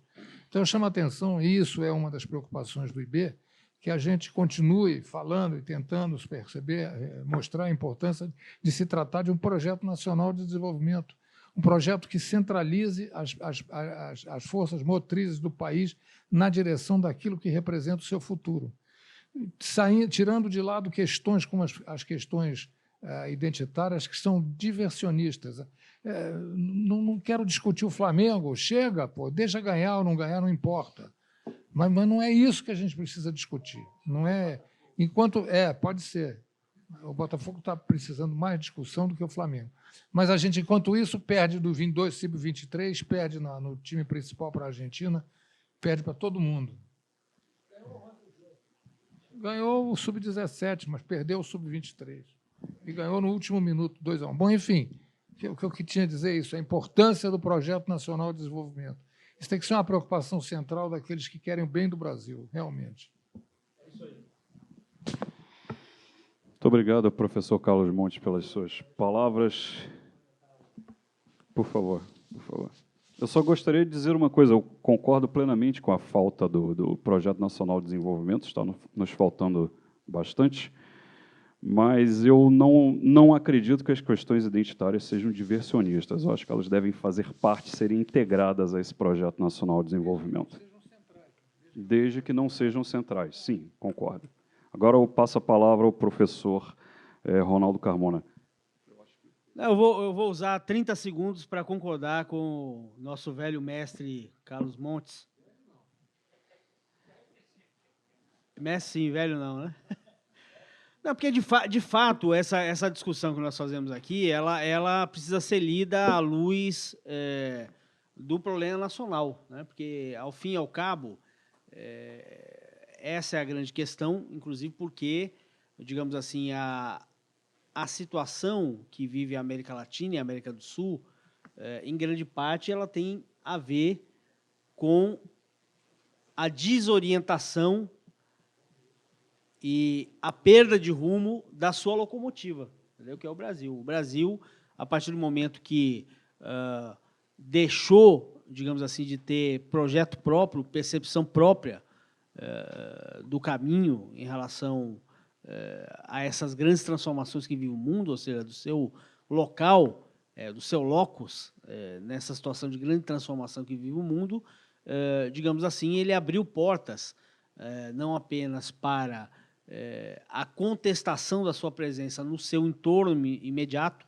né, como para esse que é o grave problema que o Brasil vive hoje, que é uma situação de crônica instabilidade na sua região, né? O Brasil, que deveria ser um instrumento de liderança da América do Sul, no sentido progressista, no sentido desenvolvimentista, nós passamos a ser um fator, pela desorientação, pela falta de projeto, um fator que contribui para essa instabilidade crônica que vive a América do Sul e que provavelmente viverá por um longo período histórico, a depender dessa correção de rumo que o Brasil possa ter.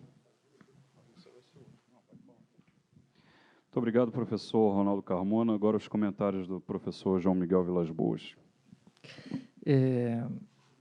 Acabou que a nossa mesa, a nossa discussão foi para o Brasil, né? A gente perdeu um pouco o foco da questão latino-americana, das intervenções, golpes, não golpes, enfim, né? Eu queria apenas retomar uma colocação do Marones, querido amigo Marones. Sem dúvida, a gente precisa relativizar as intervenções externas para justificar os problemas internos, né? Um professor da Universidade de Brasília, Amado Servo, professor de História das Relações Internacionais do Brasil, ele usa um termo que eu acho muito interessante, que é a psicologia do oprimido, pega emprestado do Paulo Freire, e fala que a gente acaba sempre justificando as nossas frustrações com golpes e golpes e golpes, etc. Mas a gente também não pode olvidá-las, né? Acho que a gente também não pode esquecer que as intervenções elas existem porque essa é a estrutura do poder mundial. Se a gente fala num sistema internacional, se a gente fala de hierarquias, se a gente fala de busca de construção de uma hegemonia, etc., a gente fala naturalmente de cooptações, né? Quando o senhor cita 64, a gente não pode esquecer que o Brasil estava ali também diante de uma influência estadunidense do IBAD, do IPES, que são institutos que se reproduziram agora no Instituto Milênio, no MBL, né, que são movimentos que buscaram naturalizar a cooptação externa. Movimentos que buscaram naturalizar o Brasil diante de uma narrativa da Guerra Fria pró-Ocidente, né, e contestar qualquer possibilidade de um movimento mais afirmativo, que não é necessariamente de esquerda, muito menos revolucionário, o que me parece ser o principal erro hoje das lutas anti-imperialistas, né, para simplificar, para chamar assim hoje. Com certeza, quando o senhor fala da questão do plebiscito, né, imagina, do Evo Morales não ter aceito e ter continuado, e ter se deslumbrado um pouco, talvez por ter se achado o único líder capaz, sempre tem um pouco essa questão, que eu concordo, tem um ranço caudilesco, sim, de se achar a última pessoa capaz de conduzir o processo de reavivamento nacional, etc., mas um erro estratégico de cálculo, tendo em vista a realidade conjuntural recente de uma Bolívia que só cresceu e só deu razoavelmente certo com ele. Ou seja, por que não fazer um sucessor? Né? Exato. Então, quando você olha para os dados econômicos da Bolívia, é de cair para trás. Nos últimos 12, 14 anos, a Bolívia, ela, comparada com a Bolívia histórica, é impressionante. E ainda é o país latino-americano que mais cresce e mais tinha, né, a possibilidade de crescimento econômico. né? Então, só para pontuar essa questão, há um esquecimento por parte dessas lideranças das questões nacionais, eu concordo plenamente, e isso, na minha intervenção inicial, na apresentação aqui ainda da mesa, eu disse que essa falta de estratégia de entender o verdadeiro jogo geopolítico por trás desses acontecimentos, né, da conjuntura, que parecem coisas normais, parecem acontecimentos espontâneos, etc., né?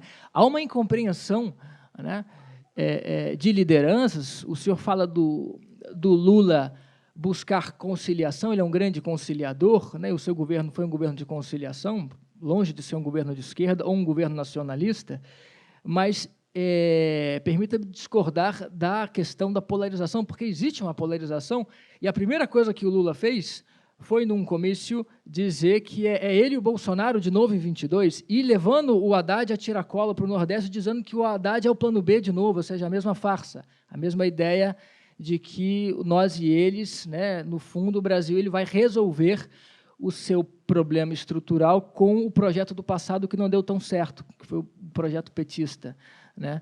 Então, só para pontuar essas duas questões, né, a questão das intervenções, que a gente não pode esquecer jamais, com o erro de talvez naturalizarmos os movimentos intervencionistas como movimentos naturais e espontâneos, né? Como 2013, como a própria Lava Jato, que, por mais que a gente não tenha havido uma grande penetração de empresas americanas, e a compra da Embraer pela Boeing não foi necessariamente por causa da Lava Jato, mas veio a reboque da narrativa, né? Dessa narrativa moralizante, contra a corrupção, etc., né? Mas outras empresas entraram no Brasil. O setor de defesa, principalmente, foi um dos que mais sofreram, além do naval, o setor de defesa, por exemplo, perdeu uma série de empresas para empresas israelenses. E tudo isso, assim... Sim, mas é porque... Sim, nós tivemos uma desconstrução com a Ingesa, por exemplo, né? Nos anos 90 isso foi destruído, mas a gente teve, querendo ou não, com a Estratégia Nacional de Defesa, com a Petrobras, com as encomendas navais, uma recondução desse setor aí na direção de um crescimento, de uma base industrial de defesa, que com a Lava Jato e com esse cenário de desconstrução econômica brasileira já foi bastante perdido, né? Setor de óleo e gás, a tentativa da Operação A Carne é Fraca, também para desmobilizar as empresas de proteína animal. Lógico, sem esquecer que é lógico que a corrupção tem que ser combatida, né? A gente esquece, quando a gente critica essas intervenções típicas de guerra híbrida, que procuram naturalizar esses movimentos como espontâneos, realmente a gente tinha que fazer o impeachment, realmente o setor estatal é corrupto, então privatiza tudo, essas naturalizações desses movimentos, a gente não pode esquecer, sem dúvida, de que a corrupção é muito importante, né, de que a corrupção tem que ser combatida, sim, e a esquerda ou os movimentos mais nacionalistas precisam aderir à bandeira do combate à corrupção também para justificar o seu próprio projeto nacional, porque é muito fácil só colocá-los, então, como defensores de um projeto corrupto, né, e que, bom, não vão contribuir para nada para ajudar, né? Sim, professor Márcio Henrique, pode falar. Faça. Pega o microfone aqui, por favor. Como você falou em setor de óleo e gás e falou da Lava Jato, é só para lembrar uma coisa, Miguel. O que rebentou o setor de óleo e gás foi a política de preço anterior à Lava Jato, não tem nada a ver com a Lava Jato. A política de preço no setor de óleo e gás rebentou, junto com uma política de investimento alucinada, mas absolutamente alucinada. Os orçamentos se multiplicam por 5 em dólar, tanto da Abreu e Lima quanto do Comperj. São coisas que começavam na ordem de 3, 4 bilhões e terminam em 29, 31. Tá certo? Isso não tem justificativa nenhuma. O roubinho da Lava Jato é troco perto do que esses caras fizeram. A Sete Brasil, tá certo? Que é uma coisa que deveria ser para fazer industrialização recuperar, foi um espanto de ineficiência e de superinvestimento de um dinheiro que não foi para lugar nenhum. Então, por que eu estou falando isso? Porque tem coisa que tem guerra híbrida, sim, não é? Mas tem coisa interna que não é só a naturalização da coisa externa. A quantidade de erro interno que teve não foi brincadeira. Eu fiquei escutando isso o tempo inteiro, quer dizer, a conversa parece que nós tínhamos projeto. Projeto? Nós não tínhamos projeto. Porque, na realidade o êxito do governo Lula foi enunciado aqui com pouca ênfase. Porra, surfou uma onda de preços relativos, favoráveis à commodity, o que deu muito dinheiro fiscal, tá certo? Muito recurso fiscal e muito gasto absolutamente louco. Tanto é que não houve nenhuma modernização, tá certo? No setor público, nem aquele que ele investiu. As universidades, as escolas técnicas, etc. e tal, não são efetivamente estruturas eficientes, sólidas, etc. Não. Geopolítica brasileira, se houve, por que se desmontou que nem um peteleco?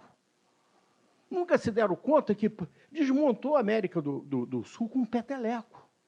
A geopolítica brasileira para a América do Sul era absolutamente nenhuma. E a nossa inserção era uma coisa louca. Nós tínhamos superávit comercial com todos os nossos vizinhos.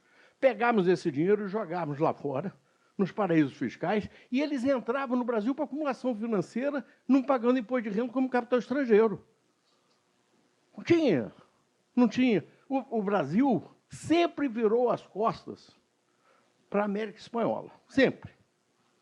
Nunca fez nada. Quando virou a frente, foi para bater a carteira. Essa que foi a política de integração. Tá certo? Essa foi a política de integração. No jogo, vamos fazer o metrô de Caracas, vamos fazer não sei o quê, vamos fazer não sei o quê, coisa e tal. Exportar o nosso amigo Elísio para ser marqueteiro do Chaves. Mas foi isso que fizemos. Foi nada. E só para concluir, só faz geopolítica quem pode. Geopolítica não é assim. Os tupis vão fazer geopolítica, não fazem. São vítimas. O Brasil não faz geopolítica. O Brasil tem que se defender de um mundo onde que as forças geopolíticas estão invadindo e arrebentando esse país. O Brasil não tem poder para projetar. Ele não tem poder para garantir internamente. Não tem geopolítica. Geopolítica é coisa para país que pode ser imperialista. Tá certo? Pode ser imperialista. No passado, a Escola Superior de Guerra construiu uma tese do subimperialismo brasileiro. Não era enunciada assim, mas era a tese. Era o subimperialismo. Depois que ficou muito feia a palavra subimperialismo, ela começou a repensar na coisa da integração. A ESG ou o Rui Mauro Marini? Não, era a ESG que tinha. Que eu saiba é o Rui Mauro Marini. Era a ESG que tinha. Era implícito. Era implícito. Tá certo? Que era o subimperialismo brasileiro mesmo. Tá certo? Entendeu? O Beri não é a ESG nem o pensamento geopolítico Era brasileiro. a ESG dos anos 50. Ele é um pensador importante. Era a ESG com dos calma. anos 50. Mas o Brasil tem um destino manifesto, Brigado. O Brasil tem um destino manifesto. Não sei. Não sei. Só duas observações aqui, Marcelo Henrique. Primeiro, não há ninguém aqui nessa mesa defendendo o projeto do PT, muito menos que o governo petista teve uma geopolítica exitosa, um projeto nacional de desenvolvimento exitoso, de maneira alguma, tá? Tinha. Não, peraí, mas aí você está equivocado nos termos. Deixa eu colocar as coisas para a gente ter um debate mais tranquilo aqui. Olha só, o que é uma base industrial de defesa? Quando você estimula o crescimento de empresas nacionais no setor de defesa. O que aconteceu em 2006? Política Nacional de Defesa, que é a reprodução da Política Nacional de Defesa de 1996, feita num governo neoliberal do Fernando Henrique. Em 2008, foi feita a Estratégia Nacional de Defesa. Com que intuito? Formar um resgate da geopolítica brasileira que nunca deixou de existir. E não é que a geopolítica seja uma característica típica de grande potência, talvez eu só queira dizer grande estratégia. Quem tem grande estratégia é grande potência, com certeza. O Brasil, até como um país com um potencial enorme e que já vivenciou e tentou construir um projeto mais robusto de poder, do Travassos ao Meira Matos, né? Havia uma ideia de projeto continental do Brasil. Havia uma grande estratégia claríssima, claríssima. Se ela não foi executada, presta atenção, você está falando interrompendo, isso não é debate, Márcio, se segura, segura. Daqui a pouco você pode ter a sua tréplica aí. Então, houve sim. Agora, por que não conseguiu lograr êxito, sobretudo econômico, nessa estratégia? São outros 500. Dos anos 80 para cá, houve um desmonte muito claro dessa estratégia que foi construída assim, né? Então, eu acho complicado. Voltando à questão da base industrial de defesa, isso não quer dizer que o governo Lula tenha construído exitosamente um projeto desses. Não. Agora, quando você vê uma Embraer voltada para a construção de um caça, de um cargueiro, como o KC-390, isso é base industrial de defesa, isso é projeção de poder, isso é poder aéreo, é óbvio que isso é uma questão geopolítica. Quando você vê que o Brasil repensou na construção dos blindados como os Guarani, isso é geopolítica, isso é pensamento de fortalecimento interno, isso é base industrial de defesa. Quando você vê os novos FAO, enfim, tem uma série de questões, né? Agora, quando eu cito a Lava Jato, não é que a Lava Jato seja a GNI que destruiu tudo, não é isso. Agora, a narrativa criada junto com a Lava Jato jogou todo mundo fora. Com a Lava Jato veio a simplificação de uma série de políticas que eu concordo, eu não vou entrar no mérito, eu não sou um grande estudioso das questões do petróleo e gás, mas o que eu digo houve uma debacle numa conjuntura de 2003 para cá, em que vários setores estratégicos foram desmontados. A Lava Jato, ela cumpre um papel, na minha opinião, de construção de uma narrativa, inclusive de nacionais achando normal desmontar setores.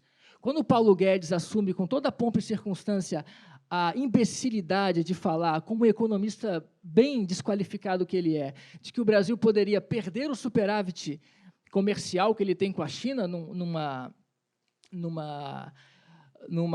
projeto de livre comércio com os chineses, logo depois o próprio Bolsonaro, que é um asno, teve que desconstruir isso, porque todo mundo saiu em defesa contrária disso, porque não tem nenhum sentido, né, fazer uma zona de livre comércio com a China, uma imbecilidade, né? Mas não só para pontuar, não há defesa de um projeto recente, porque o projeto petista esteve longe de um projeto nacional. Eu concordo plenamente com o professor Reinaldo Gonçalves, da UFRJ, houve um desenvolvimentismo às avessas nesse sentido, houve desindustrialização passiva, o Brasil aceitou esse papel de desconstrução de um projeto. Agora, a gente não pode esquecer as nuances também de crescimento, as nuances de forças profundas, para usar aqui o Pierre Renovan e o Jean-Baptiste do Roselle, que se manifestam na possibilidade de um governo, como setores.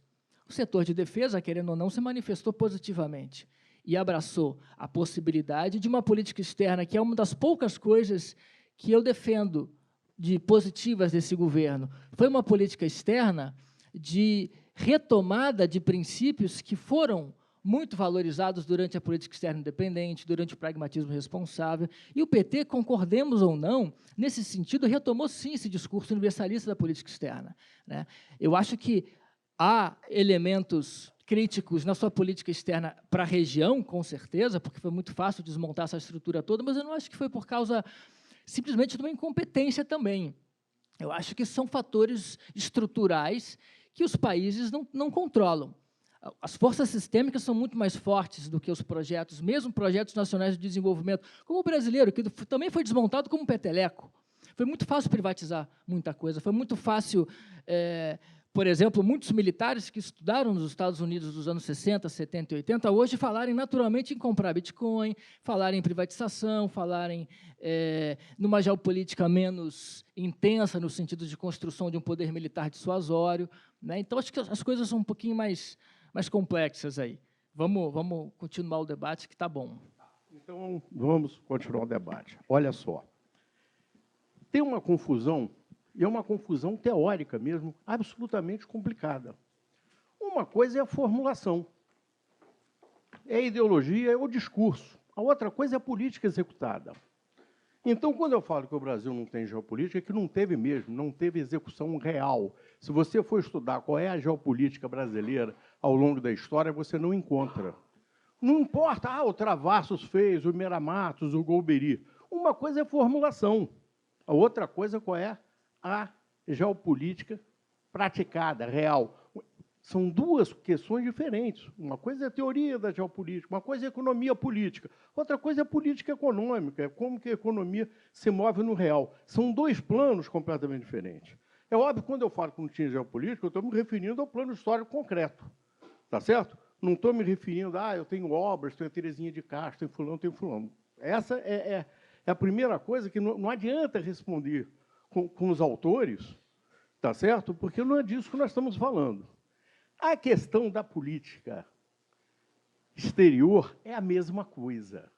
Uma coisa é o discurso, uma coisa é o nosso objetivo, uma coisa é como que nós nos posicionamos, tá certo? Nos organismos multilaterais internacionais. Isso é relação exterior, não é política externa. Tem uma diferença radical entre relações exteriores e política externa. Política externa é política de fato, é como que eu construo as relações, tá certo, com os diferentes países. Os fóruns multilaterais não A nossa... só um minuto, você foi me corrigindo o tempo inteiro, me contendo. Eu preferia discutir até desse jeito, mas... Tá certo? Agora, o que acontece é o seguinte, a nossa política externa, ela foi muito diferente do enunciado. A nossa foi muito subalterna. O que nós fizemos foi um processo de desindustrialização brasileira e aumentamos cada vez mais a subindustrialização sul-americana. Foi isso que nós fizemos. A nossa não leva para a autonomia. Não levou. A nossa política interna, isso é uma coisa que eu discutia quando eu trabalhava, etc. Eu falava, olha, com essa política interna, não se faz essa política externa. Não se faz. Se faz uma outra coisa. Você pode chamar a abóbora de melancia, mas é abóbora. Parece que é melancia, mas não é. É abóbora. Tá certo? Então, nossa política externa, você me desculpe, a política de defesa é a mesma coisa. A política de defesa foi um enunciado, tá certo? Extremamente curioso, num país que estava gastando violentamente em gastos correntes, que estava amesquinhando a parte de pesquisa, etc. e tal. Não era, se você faz as comparações, por exemplo, da Embraer dos anos 70, tá certo? Lá da Embraer do Ferola, do Capitão Vale, do Coronel Vale, etc. e tal. Da Embraer dos anos 70. Porque era a Embraer dos anos 90 e da primeira década, é completamente diferente. A nossa Embraer, que está todo mundo enchendo a coisa, é uma tremenda empresa financeira, com um nível de desnacionalização absurdo. Absurdo. Um nível de dependência tecnológica absurda. Se isso daí é um bom negócio, é um bom negócio, nós somos melhores que a Bombardier, isso não tem dúvida, é um bom negócio. Agora, para autonomia tecnológica, nenhuma. Nós íamos comprar os caças, ia comprar a caça de fulano, e aí nós íamos absorver a tecnologia, etc. e tal. Tudo bem, a ver.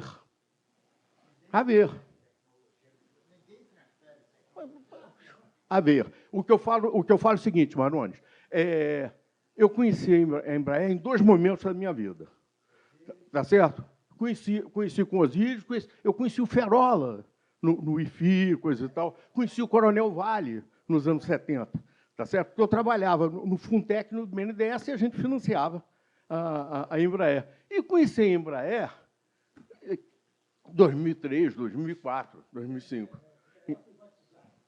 A Embraer privatizada, exatamente, que era uma empresa financeira, você se lembra, era um banco, era o maior risco do banco, entendeu? Ele era um banco financiado, não era um projeto de desenvolvimento, não era. Infelizmente, um nível de importação absurdo. Tem muito engenheiro, etc. É óbvio que sempre você tem, e sempre vai fazer alguma coisa.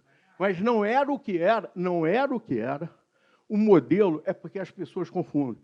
Nos anos 70, você tinha um modelo, era assim, uma empresa que ia fazer avião, que era a Embraer, um Instituto de Fomento Industrial, tal do IFI. Você conheceu isso, porque isso foi da aeronáutica. e o ITA.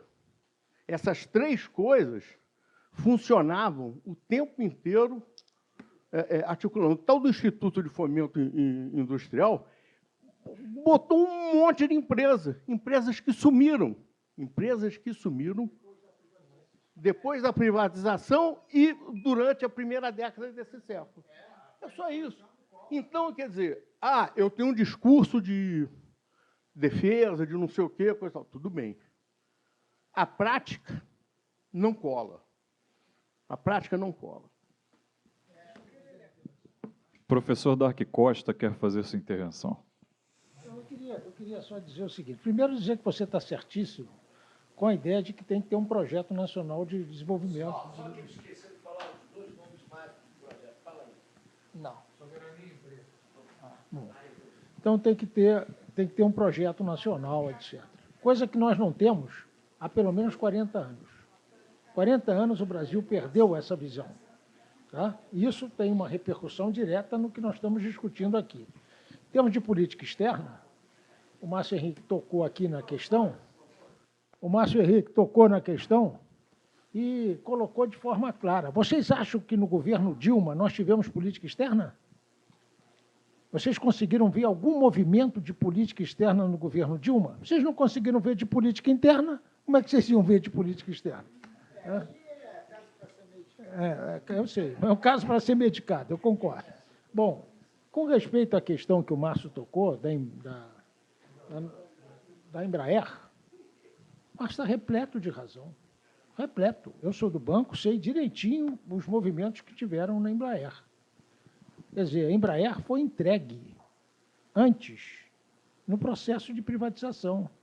Ela perdeu, naquele momento, o relacionamento que ela tinha com o Parque Aeronáutico Brasileiro, Fabril Aeronáutico Brasileiro.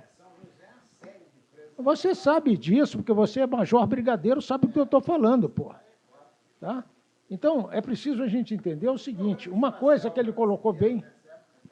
Não, que coisa mais importante do que essa questão do projeto espacial brasileiro? Nós temos o projeto espacial desde 61. A Índia entrou com um projeto espacial dela em 67. Está mandando coisas para Marte. E nós não conseguimos fazer nada, a não ser ceder a base de Alcântara agora, pô. Então, é preciso entender o que está acontecendo, pô. Nós temos que voltar a pensar o longo prazo. E nós perdemos isso há 40 anos, pô. É preciso entender isso. E o meu vice-presidente está perfeito quando fala na necessidade de um projeto nacional de desenvolvimento. E mais para isso, nós temos que ter uma discussão clara de qual é a estratégia que nós temos que ter para isso. Vamos ter um evento sobre estratégia nacional aqui, para discutir isso. Vamos discutir a questão dos BRICS também. Antes de terminar esse ciclo, nós vamos discutir esses pontos que parecem muito importantes para a gente poder conceber, no médio prazo, uma proposta. Né? Uma proposta. Porque o Brasil é um país dos 5 maiores do mundo, em população, em território, em perspectivas. Tem que se colocar, pô. Não pode ficar como está, pô. Tá? Eu acho que a discussão de vocês foi muito boa, viu, Márcio?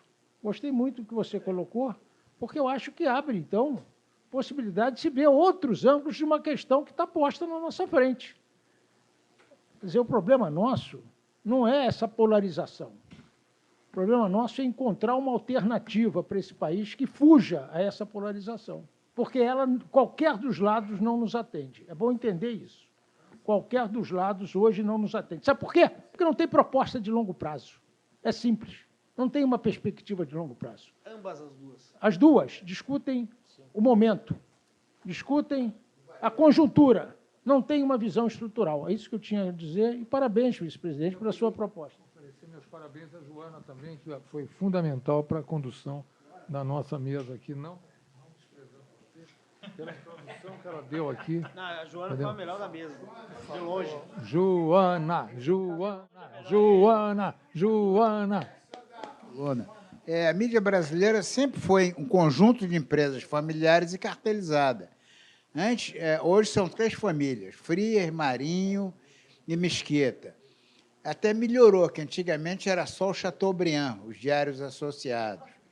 A gente tinha uma multiplicidade de jornais no século passado, depois que os diários associados entraram, ficou sempre, isso aí desde 1930, que é assim. E a Rede Globo agora conseguiu unanimidade, né? Brigou com Lula e com Bolsonaro. Bom, gente, eu acho que já deu, né? São 2 horas de reunião, já falamos um bocado. Esse debate foi muito bom, agradeço o professor João Miguel, também o professor Márcio Henrique.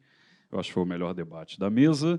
Agradeço também aos meus colegas, Ronaldo Carmona, João Miguel novamente, Joana Dreste, Carlos Monte, e dou por encerrado, agradeço também a plateia e dou por encerrada essa discussão. Muito obrigado.